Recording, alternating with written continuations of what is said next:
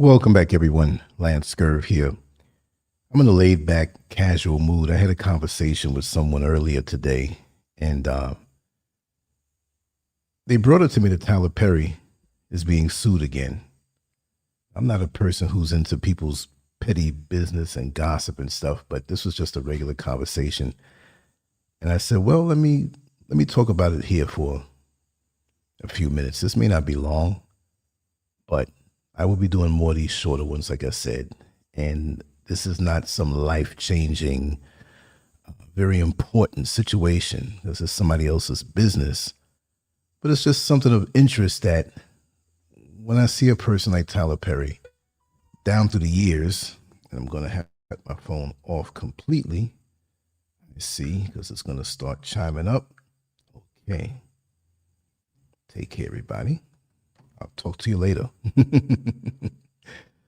But it's just, let me bring out the fact here first, and I'll chit chat about it. And if everybody wants to come on in, we'll come on in. Like I said, this is not going to be long at all. Did a lot of work today, a little fatigued. I have more stuff that I'm going to put out, but let's talk about this. Tyler Perry is being sued by actor Dixon. Now, if you look on the banner, that Caucasian-looking dude, that's Dixon, right? For $260 million for alleged sexual assault, harassment, and retaliation.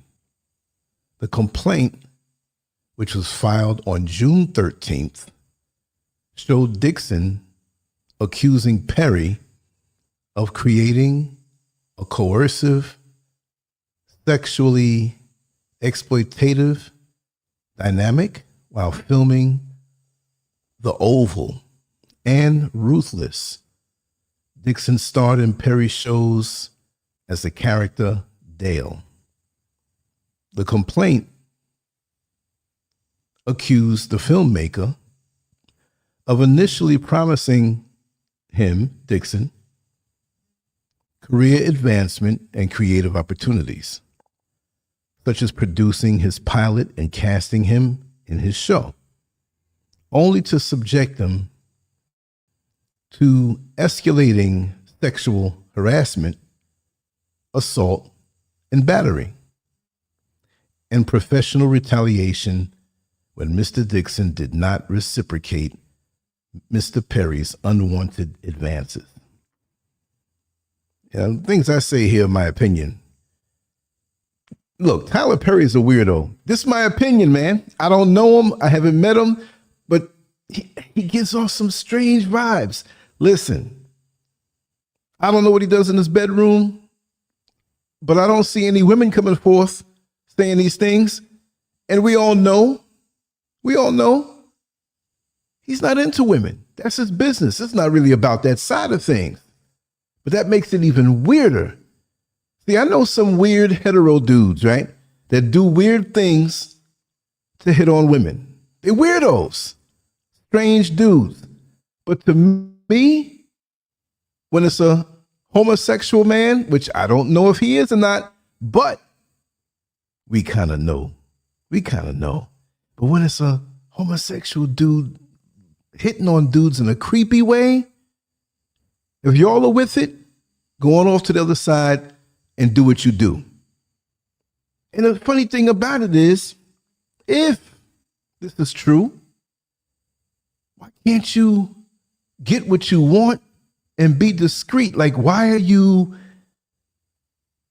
the power play. You got to know you a target, brother. You're making a lot of money. And there are people out there who may not dig that. They might be jealous of you. But if you're trying to coerce somebody with the fact that you have so much power to aid them in their career, and then you hit on them, man up. No matter what side of the fence that you're on, the dude's not interested. Did you extend this so that you can get him in your bedroom? That's creepy. Do the right thing, man. even on that side of the fence. It's the same thing with heterosexual dudes. And I'm assuming Tyler Perry, because long before he got as big as he did, even from the plays that he was doing, those plays where he was going around on the Chitlin circuit, there was stuff from way back then online in message boards. I remember this, how he was well known in the gay community underground, dating and doing. Again, that's his business. But if you're doing that thing, why you want to push this thing on somebody else who's not into it? And then use your power. There's something wrong with that. There's something wrong with that. Matthew Boyd, an attorney for Tyler Perry and TPS Production Services, LLC, shared a statement with Fox News Digital. This is an individual who got close to Tyler Perry for what now appears to be nothing more than setting up a scam. But Tyler will not be shaken down, and we are confident these fabricated claims of harassment will fail, the statement read. Dixon said that he met Perry in September of 2019 while working at the opening party of Tyler Perry Studios in Atlanta. By November 2019, Perry offered Dixon a role in Ruthless that would change his life, according to the complaint.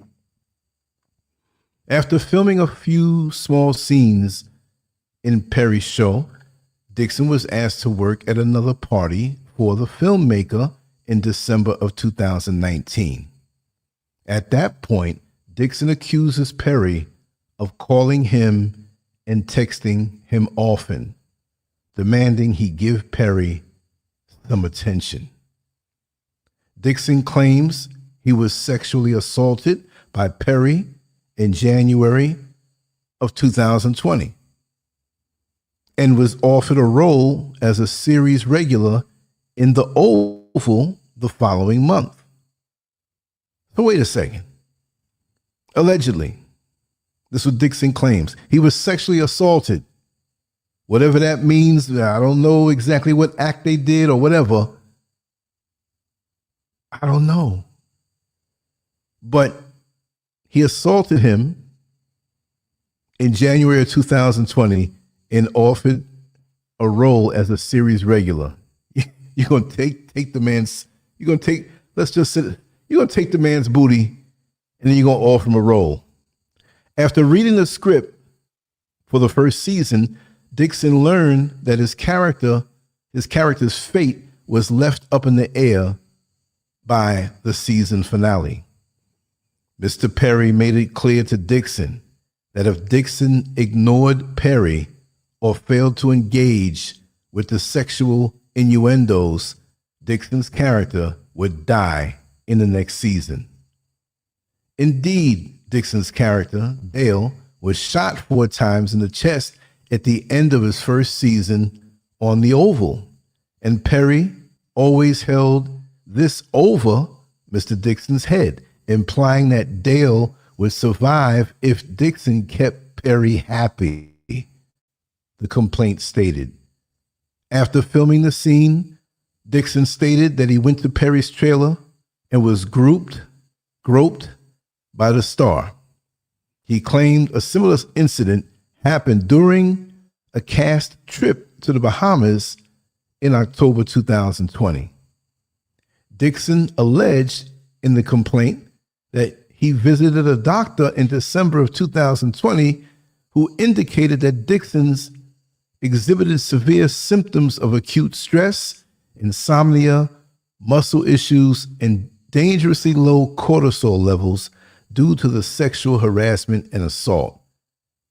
He claims he was prescribed Zoloft, which is an antidepressant.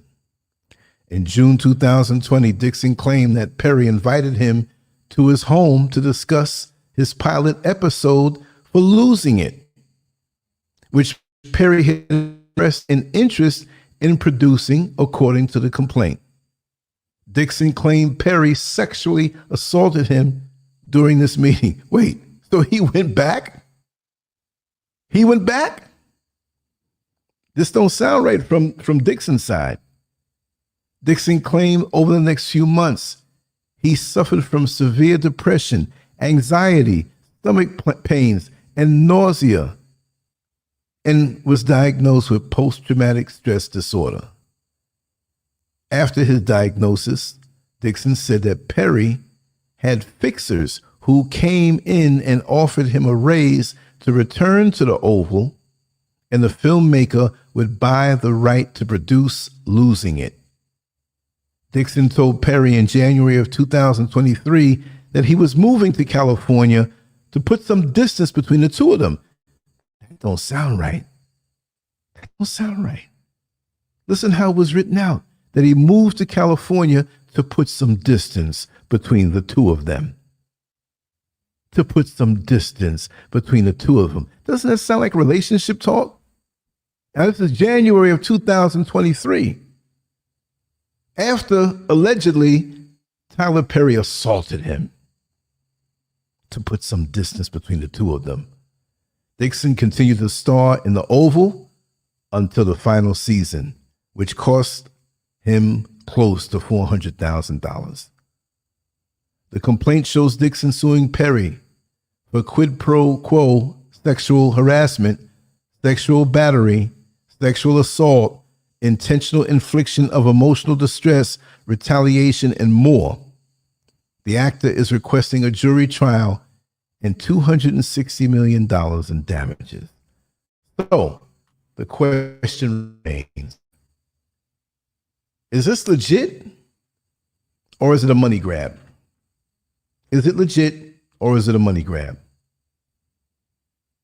Right? Unbelievable. Yeah, it's just a weird world we're living in. Herbal Man, Peaceful Pulley, welcome on in. Glad to see you. I'm not going to be on this too long. With all of this Diddy stuff going on, with all of this TD Jake stuff going on in rumors, and we got Tyler Perry laying hands on TD Jakes and all this underground, undercover rainbow stuff going on, you know? Yes, Sharita, it's probably both, because it sounds like it's something ongoing, because this has been going on for years. They met in 2019 and he took it in January of 2020, and they wanted to put some distance between the both of them. But see, this is not the first time. Xavier B, welcome on in, brother. Yes, indeed. Yeah, but it's not the first time. Years ago, I talked about something. I forgot what year it was. Like 10 years ago, maybe 9-10 years ago. There was a person named, it was a 2014 and 2015. Man, time flies. That was on the old channel that they took down, so we can't pull that one back up unless I find it elsewhere. But the brother's name was Joshua Soul, and he was a former production assistant at Tyler Perry Studios, and he was hired in August of 2014. And the allegations were he sued Perry, his company, and a continuity coordinator named Brett Hendricks. And Joshua Soul claimed Hendricks subjected him to unwanted sexual advances, text messages, and being called terms like baby, possibly offering drugs for sexual favors. After complaining, Soul was reportedly demoted, suspended, arrested, then fired. Now, what I remember in that is that he was after Tyler Perry, and I believe he was trespassed from the studio, but there was definitely something going on with him and Tyler Perry. I'm just hearing about this Hendricks guy. He countersued after being labeled mentally disturbed and stalker by Perry and filed for a restraining order against Soul. Now, that's what I remember. And with the outcome, these matters were ongoing in 2015, and both parties filing claims. Public records don't show a definitive legal resolution even today, right? So there's all kind of rumors. I'm not here to spread rumors because I don't do that, but, you know, thinking out loud, you know, I like to stick to the serious stuff, the good stuff, but I'll start talking about these things because, whether it's true or not, lives are being ruined by all of this stuff. But there's a lot of stuff that is going on that we don't know about, and everybody's trying to save face.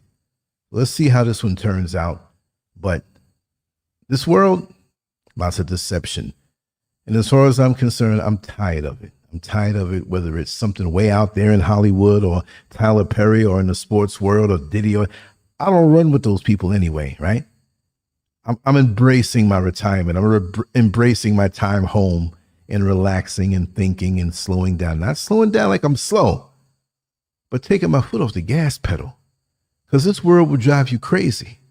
And you see, we have social media. Social media is going to drive a lot of folks crazy. I'm convinced of that. And on another note, but kind of on the same vein, a friend of mine got me kind of hooked on these videos where they arrest people and they have the cams and stuff. I'm not really addicted to it. I just find it interesting. It's real, but it made me think about how we are portrayed out there, not just in the media, but how we go on in real life. And so with these cam type videos from the police, they show from A to Z a person acting up and getting arrested. They never show anything where, oh, everything just went fine, because of course it's not entertaining enough. But the bottom line, when we get up on there, when we get arrested, I'm not saying all of us, not all of us. Sweet D, welcome on in. Blessings to you. And Sharita, she said, I agree. Everything they taught us to value is fake. I'm tired of the lies as well. Exactly. I'm tired of this manufactured world. I always knew it was manufactured, but then we're finding out how deep this thing is. It's like Chinese trying to sell plastic rice. How low can you go? And so at this point in my life, personally, I'm detaching as much as I can. If all I enjoy is 2% of the 98% fake stuff, but 2% real, I'm happy with that. I'm happy with that. The last 3 days I've been inside. Now, I haven't been inside the house. I would go outside in the yard, on the balconies, whatever. But more and more, I have no need to see what's out there. As I go, I'll enjoy. But my urgency to look at everything, I'm missing something. I got to check and see what's going on. It's never going to stop, y'all. Are you going to keep your mind preoccupied with stuff like this? And I wanted to swing it around to this point, right? Because I will talk about these things. All I'm saying is that as you move forward in this world, realize that chances are there's some level of deception that's coming your way. And people talk about more than ever, well, this is the real and I'm real. If a person has to say this, then chances are they're hiding something. And we all want to put our best foot forward. I understand that. You know? Yes, Riri, I'm glad you're here. Thank you for coming on through. This is impromptu. I want to do more of this because really and truly, I'm going to let you all know, I always study social media like on the back end, the tech. You know, those little white boys who are just, they don't do nothing. They don't want no girlfriend. They don't want to go to the gym. They just want to eat donuts and get fat and just do tech stuff. Those are the guys you learn from. And what I'm learning is that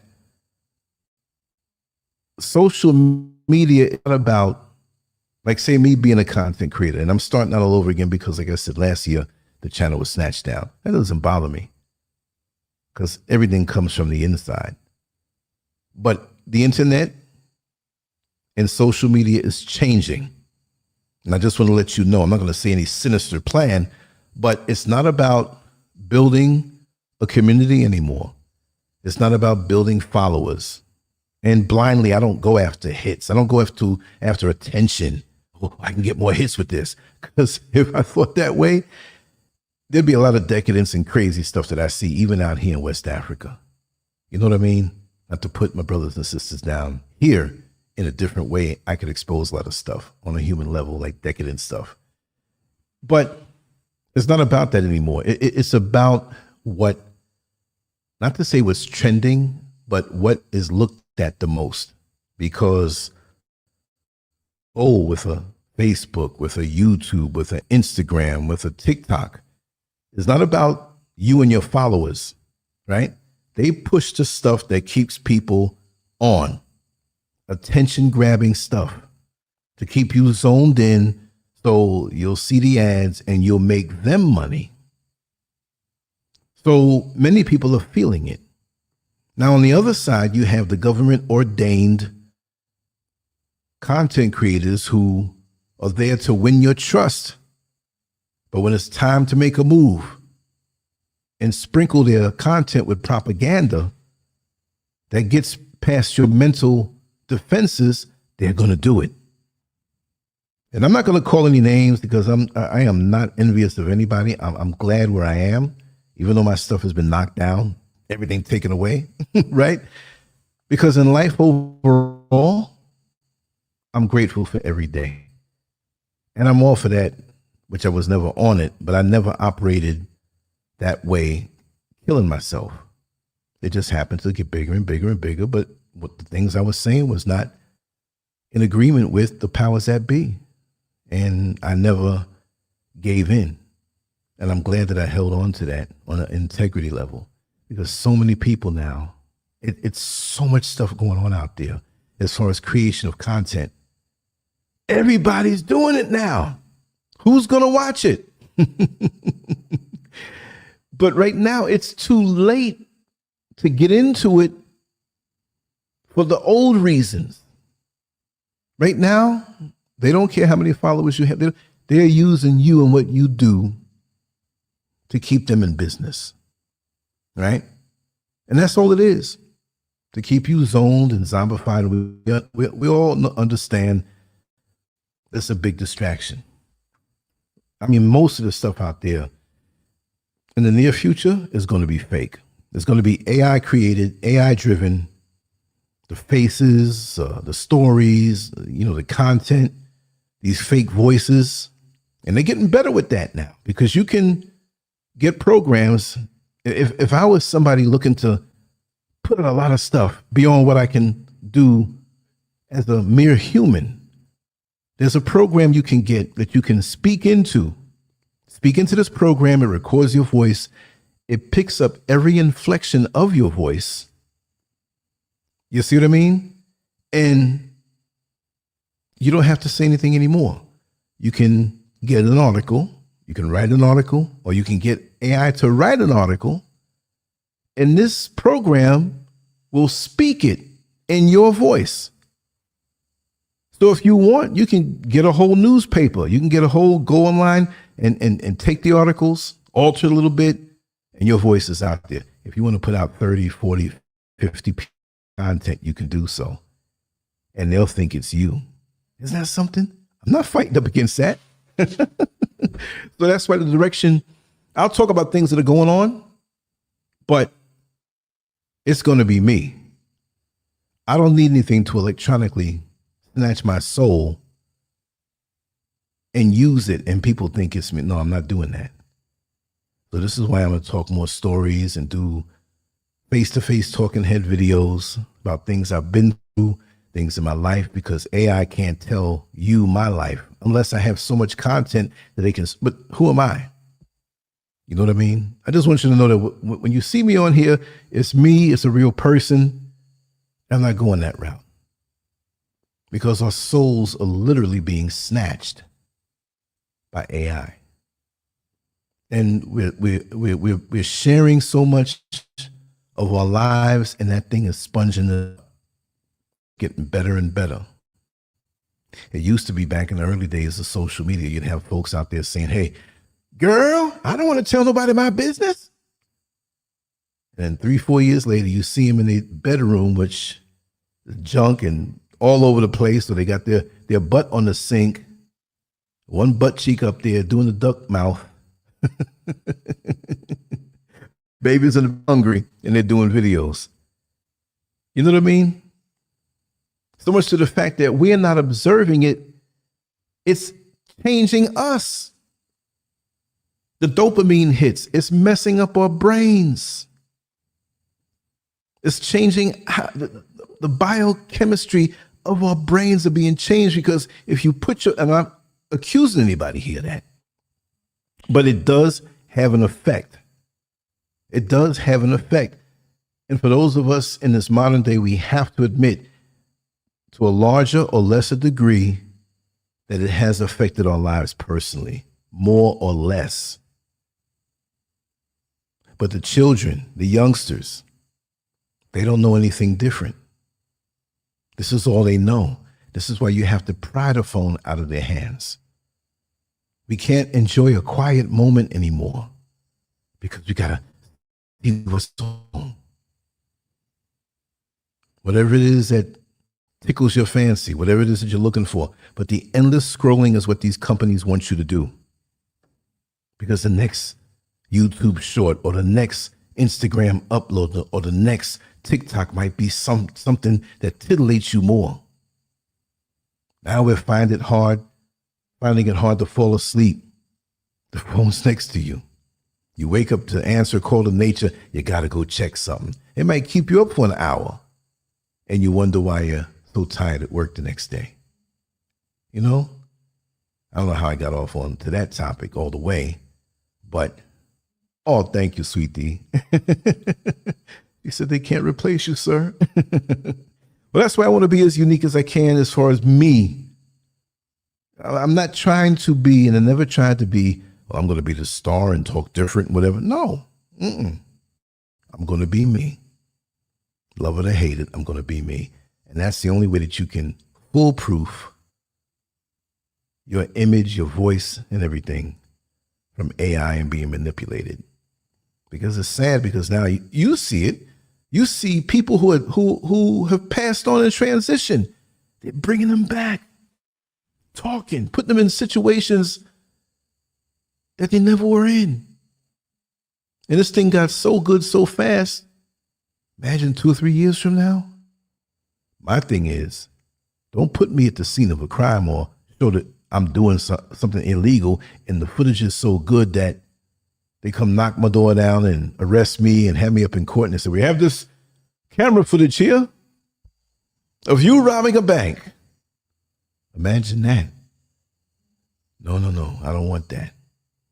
But yeah, Tyler Perry and people like, maybe he's innocent. Maybe he's not. But we all see the public persona of many people.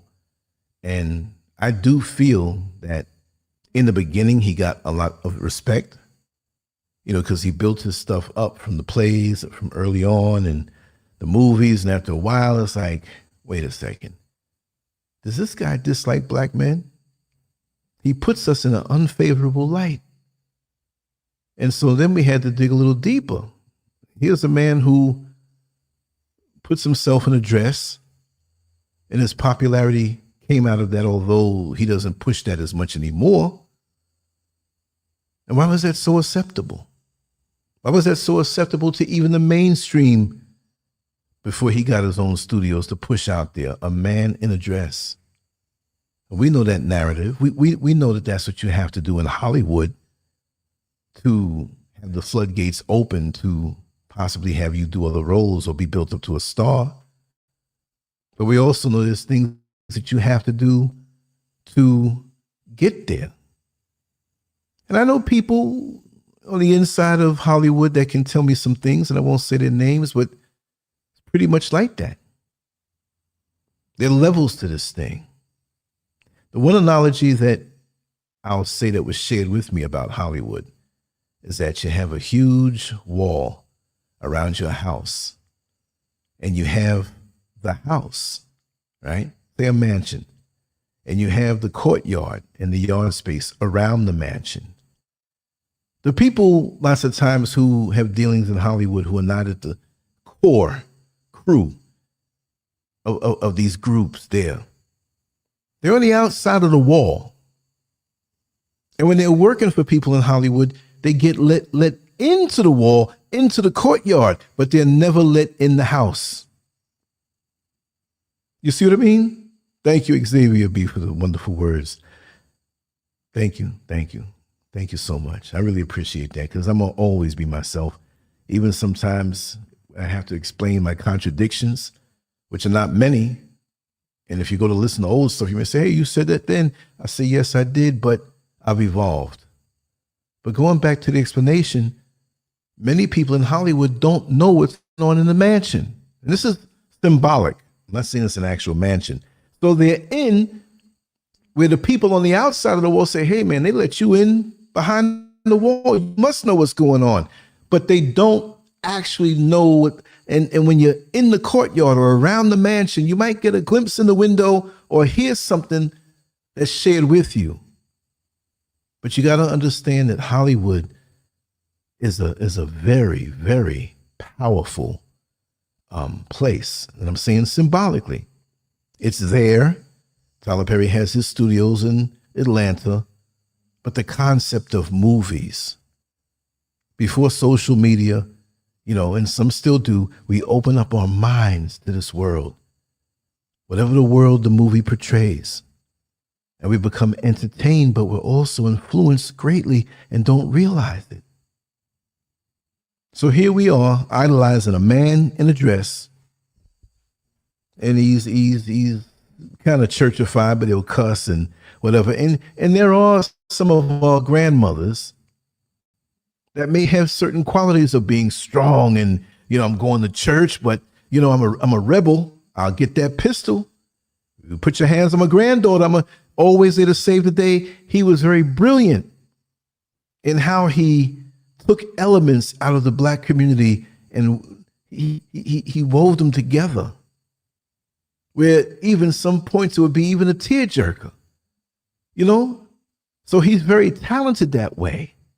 I'll grant him that, but he also has his own idiosyncrasies and he has his own personal hangups, which I believe he has never revealed. I don't think he's revealed them. I never feel that he sat down and did a tell-all interview. You only see him as he is. He's very guarded with his facade, but we know the deal because we're intuitive people and we know, look, I love Luther Vandross, his music, but we know homeboy, his personal life was a little different than probably mine, right? But we loved him. But he didn't have anything sinister about him. To me, and I don't know Tyler Perry, but there's something that I can't pinpoint it. I'm not going to say a straight up evil. It very well may be. He has his hang-ups and his gripes. I'll put it that way. You see what I mean? He has his hang-ups and his gripes, and it leaks out into his creations. If you really can see beyond the surface. But this guy here, who Derek Dixon, who is, I don't know whether he's Latino or white, whatever, right there in the banner, that's his face. He's crossing over to the other line. He's crossing the line on the racial level, right? If this is true. but you know, for a person to have claimed that they struggled and they were homeless, and you know, you get to a certain point, now you're in power and you use your power allegedly to do something so basic, right? Let's just roll with that. If you're going to do something for somebody, do it. I mean, heterosexual men do it also. They'll go a little extra hard for that gorgeous, sexy woman that he wants to go to bed with. And there are many men who are influenced by this. And now I'm speaking about black men, because some of these white men, they're weird too, right? But on a heterosexual level, black men, heterosexual black men, they're driven by that. They hope at the end of the day that they can get closer to you. And sex drives a lot of our thoughts. We must admit this. But if you can be a man and you can see that woman, and no matter what position of power that you have, you see that woman, you say, oh my God, she's dropped it gorgeous. Or even if you say, I'm attracted to her, Or even if you say, well, I would love to be closer to her, but if she came on to me, it's on and popping. If you're going to do something for that woman, do it in a pure heart. Don't let the motivation be, I'm going to lord this over her head. I'm going to use this to get next to her to get her in the bed. No, don't do that. Be honest in your intentions. And there's no transparency in the world anymore the way there used to be. And there was always deception in our community, always. Exactly, Sweet D. I guess he won't be back on Tyler's show next season. Got a lawsuit coming after him. And I guess those shows that they recorded or whatever, or made already, or they're doing little reruns. I'm not sure how that works because I haven't seen his stuff in a long time. And this makes you think, as a man or a woman, like I like to say, the hidden agendas and secret motivations. Is there anything there? Especially for the young ladies. And now, for the young men, you got homosexual men trying to put guys in situations. So even if this is not true, the proximity is true and real because it happens. What's his name? Cat Williams. When he said that he was in a room with a bunch of Harvey Weinstein people and Harvey Weinstein. And he said that openly, Harvey Weinstein said that he wanted to go down on Cat Williams and give him or perform oral sex. How brazen. How brazen. You are beat up, old looking white man. Not that look, it wouldn't make any difference if you were young and then had a six pack and in shape. Cat Williams ain't going that way. But behind closed doors, these people are brazen. And it rubs off on us who have power, who have that status going on. But they choose to wield their power over people.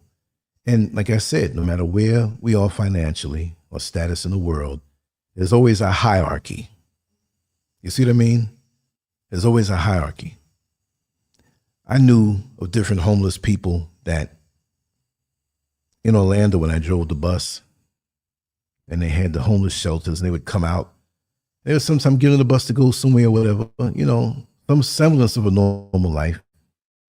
And I remember three of them sitting there, three guys, three black men sitting on the bus, and they were giving it to this other brother who hangs out with them. And they were mad because this one guy, he was homeless, but he was receiving some type of check. And it wasn't much, but they were mad. I said, look at that.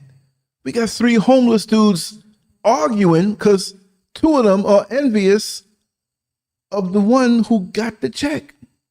I don't think the check was much. I think it was something like under $200 he got. Some physical ailment or something he got from the government, Social Security. He was an older gentleman. They were grilling him for that. So in their world, this guy had bank for the rest of his life that he didn't have to work for. And these guys were mad. And it only stopped when he agreed to go and say, I'll pay for the pizza, man. And they were happy over that. Isn't that something? So never think. And it works the opposite way also. And I've experienced this personally, where me with my middle-class self, working a job, but being very disciplined with what I made to build what I built with different factions in my life and be able to make moves. Because there's some people who think, oh yeah, LANCESCURV, he making a lot of money off YouTube. No, I'm not. I made a little more when it got bigger in 2018, but it wasn't anything that was life-changing. I just was able to get a little more for a few months until they started shadow banning even more. And I will tell you, if you ever hear of anybody saying any rumor I'm making so much more now, let me know. You don't have to tell who it is. I'll do a snapshot of what I made officially and send it to you. Because all through the years, there's been so much, And like I said, even on different levels, there are people I've known who had $1 million or $2 million in the bank. Yeah. There are many know here that they're not here anymore, but they were doing well for a little while. And they were envious of me. I'm like, wait a second. You got your business. I got my job. I don't envy you. But you see something in me that you're coveting. I'm only being me. Only being me. But some people can't be themselves. They have to put up the facade. I mean, I was doing the work in the house today and I said, let me talk about this. I threw this banner together. And I still may do a talking head video a little later on. Probably that will go up tomorrow because I have to, run into the program and put the intro and all that stuff. So that will probably come out tomorrow, late tonight. But it's almost like when you're confident enough to be yourself, there's somebody out there that really doesn't dig it because they're not confident to be themselves, enough to be themselves. I'm not hung up on myself, but I realized in life very early and by the way I was raised that it's so much easier to be yourself. You see, Xavier B said, I feel the power play gives them a high and adrenaline rush. He knows how it felt to be on the bottom and can't hide his shadow at the top. There you go. Brilliantly said. Yeah, you can never hide. It always comes out. It always comes out. And when you try to hide, it's like something that's going to explode. These people take chances. And we'd be surprised if we really, really knew what goes on behind closed doors or hidden away in these offices and in these secret clubs and secret groups. You probably not really want to know. Because a little bit of life that I've lived and explored and seen and oh man, I'm going to start talking about those things too. I done got a peek in on some old, I'm not trying to be Cat Williams now, but on a lower level, growing up in New York City for so many years and being nosy. I'm like, I'm 17, 18 years. I'm like, what's going on in there? Let me see what's going on in there. I'm like, oh man, I can't forget this. I can't unsee this. This is why lots of times I'm not paranoid and thinking there's always something sinister going on. But when I catch a glimpse of something that I already know and already seen before, and you know what it is, you know what it is. And I still take my time and observe. But my intuition never lies. I had enough time in the game of life, which is not a game, it's a very serious thing, to see what's what. Even here in Accra, which the black folks here move a little different. We're all still connected, but the culture, the language, the practices, but that's superficial. When you look past that and look into human nature, we're all the same. You just have to be able to convert it. It's like the exchange rate of money, right? A couple weeks ago was $1 for 16 CDs. Now it's $1 for 10.24 CDs.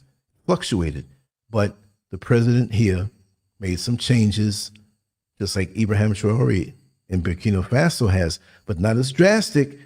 And the Ghana CD is like, wow, it's going up there, right?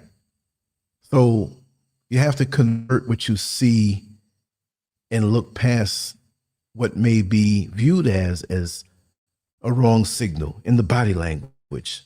The body language here might be slightly different. The reactions may be slightly different. So now you have to go through this conversion process in your mind to read it right. You might be walking down the street as a person who was born and raised in America, and there are a bunch of brothers, maybe some sisters sitting there on the side, and they're staring at you. Well, I mean, I did the same thing too. If there was some dude from Greece or Czechoslovakia or Vietnam. But it's evident on the surface when you see people who are racially different from you. See, you already know they're from another country. But then when you see a black man or woman who might be from the motherland or might be from Brazil, and they're walking down the street, they may be slightly different in how they carry themselves. And your eye grabs and it's like, okay, let me see. That's young. When you get older, you already know what it is. It's no crime. So I understand on the flip side, that's what I experience here a lot. So I'm cool with that. And when you say good morning or good afternoon or good evening, you talk and find the common things, then they love you. They can't get enough of you. And they accept you as their own, even though we're all our own. But put me back in America. Put me back in New York City. Put me back in Harlem. Put me back in Midtown. You think I'm gonna miss a beat or a step? That's my route. I got the rate. I still got the radar for that place. I got the radar out here too, as it's been developed in the last almost 5 years. You see what I mean? So we always have to increase our discernment so we don't read things the wrong way. But like I said in the beginning, Tyler Perry, something a little strange about that brother. And I'm not trying to put him down. I guess to a lot of people, I'm strange. I'm different. I'm eccentric. I have my own. I embrace it though. I have no problem speaking about it because I know through feedback how I come off. I have my eccentric ways, things that I do that people may, Scurv, you're a little weird, man, but I understand it the way you explained it and why it's that way, but it's different to me. It's like after experiencing somebody break into my house when I was younger, 17 years old. I told that story before, and there was a man standing over my bed, and I grabbed his ribs. I think I broke one of his ribs. I was terribly strong then, and I let him go to get away. And why did I do that? My mother came into the room. She was screaming and crying, not because he broke into the room, but he was scared about what I was going to do to him. Because man, don't come in here. And if you're cool with me, and I say, man, come over anytime. You can come in the yard or whatever, you know. But this was out of my sleep, and you're standing over me. And he got past my father, who was just waking up. My father thought it was me having a bad nightmare. And I saw this guy, you know. My father said, hey, listen, calm down, Lance, you're having a nightmare. It was dark. My father took like 10 hours to wake up anyway. Rubbing his eyes. And the guy broke out. So what did that do to me? I have to check the perimeter, make sure the doors are locked, make sure I got my weaponry spread throughout the whole house before I can relax. If I'm traveling in a hotel, somewhere in a different country, I got to walk around and what's around that hotel, walk the hallways, look at the staircases. Not obviously, I'm going to take a little walk. I'm just observing this. Because really and truly, you never go anywhere without knowing how to get out or how to defend yourself. And people that know me are used to that, but it's not obvious. But that repetitiously, it's like, Lance, every night before you go to sleep, man, what's up? I do it here. I got a high wall, bars in the window. It's dark. Doesn't have to be, but I keep it that way. I hear any wrong noise. Well, you're going to have to saw through some thick bars anyway, but that's my mentality. I check the whole place, make sure. And I have my little booby traps. That's how I am. I don't really have to worry about that here, but that's how I am. So when I talk to people and get to know people, I like to learn their idiosyncrasies and what made them the way they are. Why do you think the way you do? I may not even say that. I may ask a question that will force them to give me an answer and understanding why they're the way they are, because there's nothing wrong with it. If that's just who you are and you're not hurting anybody. My issue with Tyler Perry, if he did do these things, then like it's wrong. If you strange to yourself or you talk to this guy, Derek Dixon, and say, hey, I like you. That sounds funny for me to say that, even though I'm saying it in the place of Tyler Perry. I don't want nobody to soundbite me. But just be straight up. Just be straight up. If this really did happen, he wouldn't be in a lawsuit now. If the guy said, listen, you know, I don't float that way. But in that complaint, when he said, I want to move to the East Coast to put some distance between us, that is a dead giveaway. The way he worded that, there was some kind of relationship going on. Something, even if it was just like every now and then, you know, you have these types of proximities. You have men and women who do that. They're having sex and they have their agreements. They both might be in relationships, but we're going to meet here once a week. We're going to meet here 3 times a week. Well, this is the night we're going to hit it in the backside, in the back seat, maybe in the backside, in the back seat of the car, whatever. There's all, if you observe, you'll see all types of things going on. I know that. I'm going to tell a juicy one. I'm not going to say where, but for the longest time, we knew who the drug dealers were. And they weren't stereotypical tough and running with guns and stuff. No. But they did have that element going on. But they were cool and laid back. Well, I was laying in my bed, and I used to have this radio, the scanner. At the time, most people had cell phones that weren't digital because they didn't make them then. There was a transition into that, but they were analog phones where anybody with a receiver can pick up the signal from the base just like it was a handset. And the closer they lived to you, the clearer the signal. So I'm laying in the bed. Maybe it was wrong morally, but it was a lot of entertainment. And my neighbors weren't all that they were cracked up to be, but I know that. I wasn't all that I was cracked up to be, but I was honest with everything that I did. Never violated anybody. So there was this guy. I know he probably may not be alive right now because he was heavy into drugs and just wild homosexual sex, and he'd dress up. I mean, the guy, his face, it looked like a gargoyle. His face was frightening. It was demonic. His face was made in a way, if you see him in broad daylight, you're like, what's up with that dude? And he was caught up in that thing. He lived with his mother. He's a grown man, much older than me, but he had this conversation going on. So he started dropping names of people in the neighborhood. He started dropping names of some of those guys who were up there selling drugs, who on the surface, you know, they had girlfriends, they were hetero, but they couldn't keep away from this gay guy's house, which he lived with his mother. His mother was older. He wasn't taking care of her, but he was there like, okay, you're getting older. I got to be here with you type thing. And he was slipping those guys in there and giving them oral.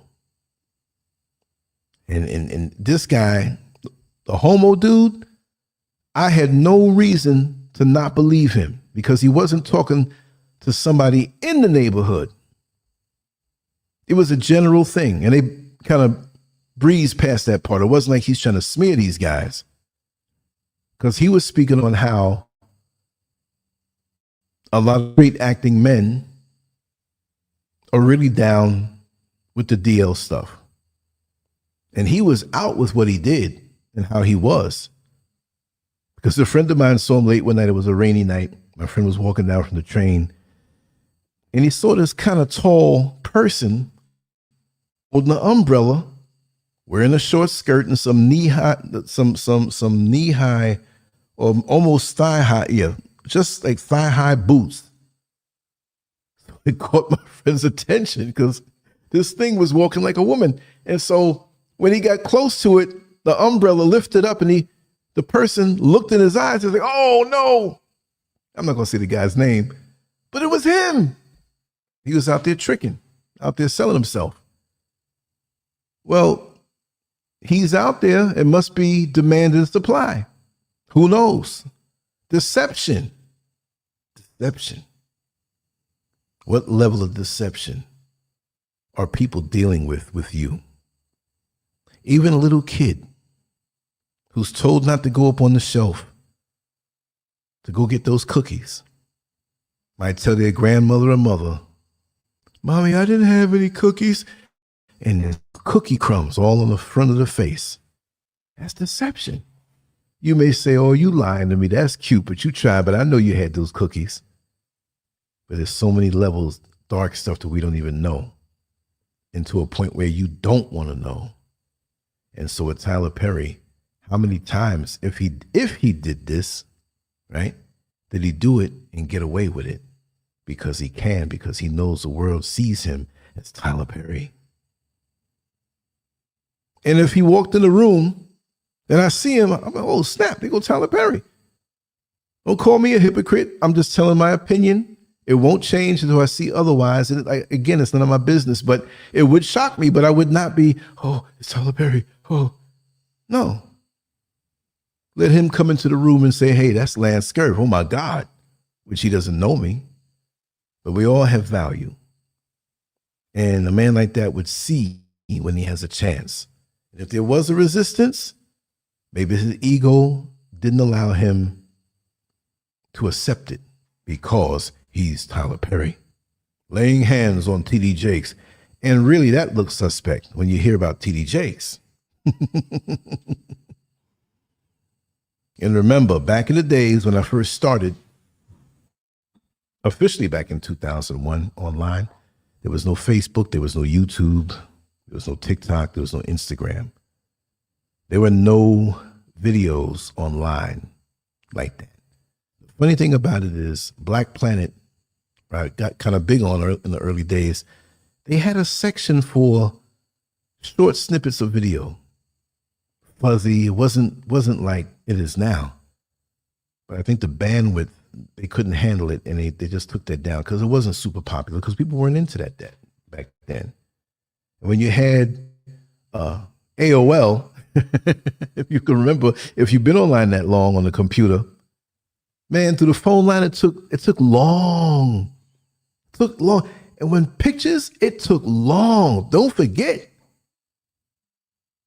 It may start out at the bottom when you begin to see it, and you see it move up, and you hear the sound. Oh my God, it was different. So writing, mainly writing, in low resolution photos is what you can see easier. You see? But back in those days, I kept hearing about Eddie Long, 2004, 2005. And things got a little more advanced. People telling me, hey man, you need to talk about Eddie Long. He's a deceitful guy. He's talking bad about homosexuals. And to be honest, there are a lot of homosexual black men that followed what I do because they black. You tell jokes. It's not all, oh, you a homo, that's all you think about. But I found this out. And so they offered up information. I'm a black gay man in Atlanta, and I want to let you know that this guy, Bishop Eddie Long, he's going to the club. He's wearing wigs and dark glasses, and he talks so bad about us, but he's in there trying to come after these young boys. I'm like, I don't know who Eddie Long is. And when it broke, I'm like, oh, wow, that's him. I heard about a lot of different people in different situations, couldn't prove it, wasn't interested in it. But me and Madam Whip-Ass did some Eddie Long shows that got pretty popular. We did one that really went out there. What was it, 2011? To the point where I had a program that could, and this was back then, now it's easy to do it, but it would tell me who hit the site, who hit my website, where they were. It didn't tell me a person's name.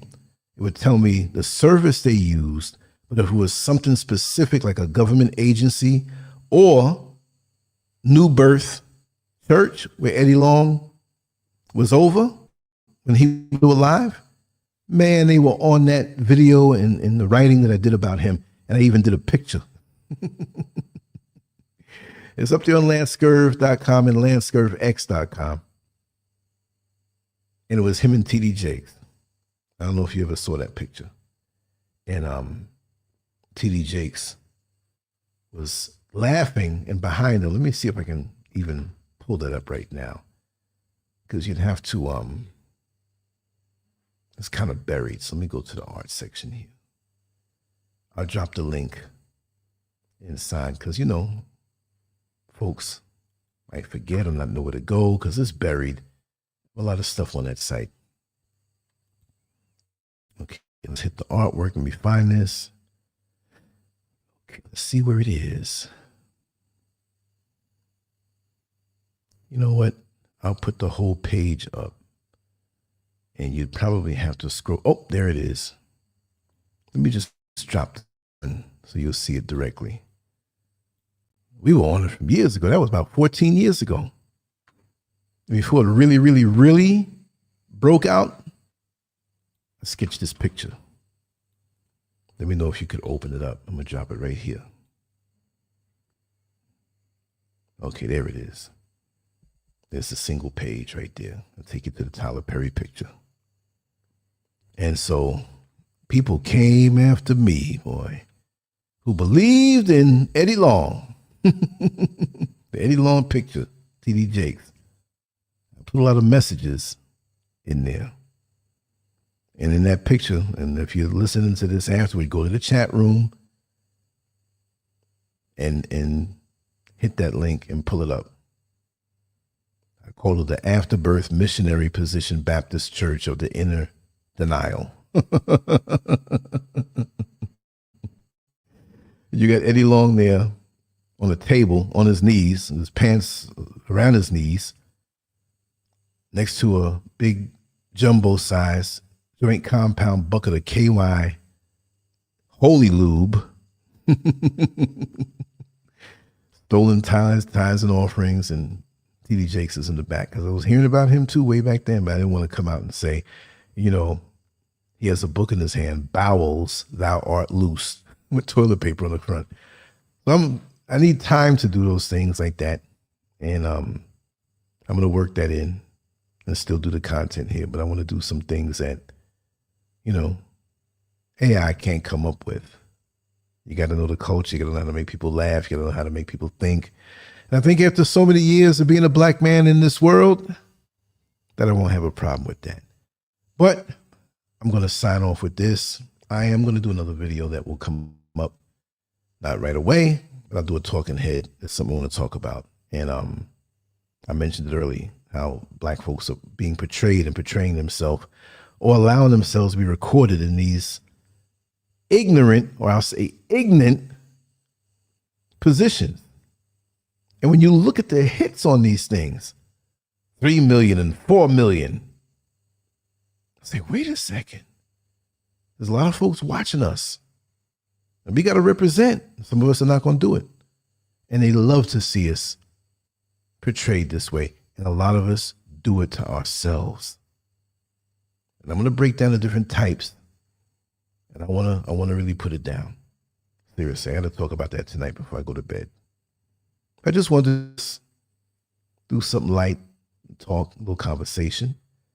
And I really appreciate you all. And I will be back. And any topic that you talk about, just let me know. We're going to do it. We're not going to hesitate. No way.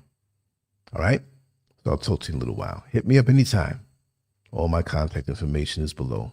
Always the text on WhatsApp will always go through a lot faster. All right? Take care.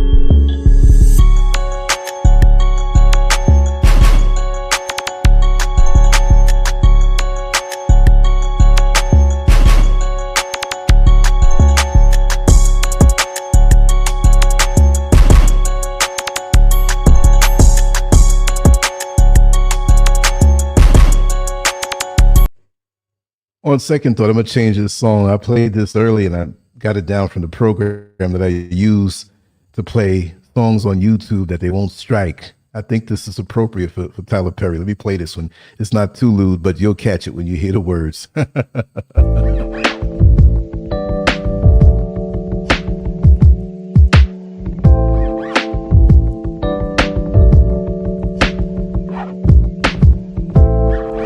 Oh, that's the instrumental version. I can't find the one with the words in it, so I guess that's good enough. But the name of the song is I Wanna Go Down. I think that would be appropriate for Tyler Perry, but there are no words on this one.